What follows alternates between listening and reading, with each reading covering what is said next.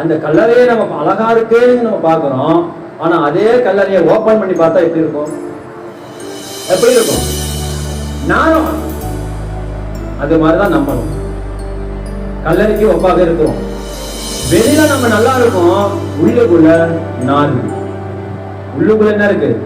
நாற்றம், உள்ளுக்குள்ள கசப்பு, உள்ளுக்குள்ள வெறுப்பு, உள்ளுக்குள்ள போட்டி, உள்ளுக்குள்ள போராமை, அவனை கொல்லணும், இவனை அழிக்கணும், இவன் அதை பண்ணணும், இதை செய்யணும், இப்படிங்கிற ஒரு விதமான உள்ளுக்குள்ள ஒரு கசப்பா இருக்கு.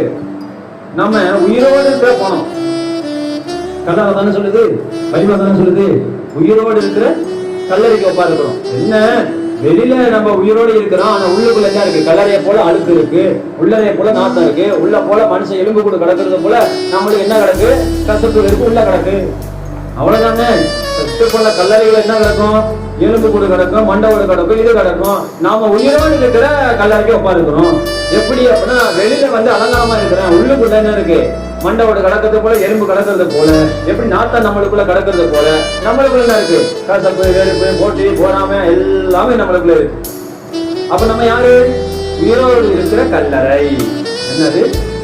உயிரோடு இருக்கிற கல்லறை. சொல்லுங்க, உயிரோடு இருக்கிற கல்லறை.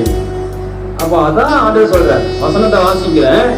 உங்களுக்கு ஐயோ, வெள்ளை அடிக்கப்பட்ட கல்லறைக்கு ஒப்பாயிருக்கிறீர்கள், அவைகள் புறமே அலங்காரமாக காணப்படும், உள்ளமோ எப்படி இருக்குமா? மரித்தவர்களின் எலும்புகளினாலும் சகலவித அசுத்தத்தாலும் நிறைந்திருக்கும். சகல அசுத்தத்தாலும் நிறைஞ்சிருக்கும்.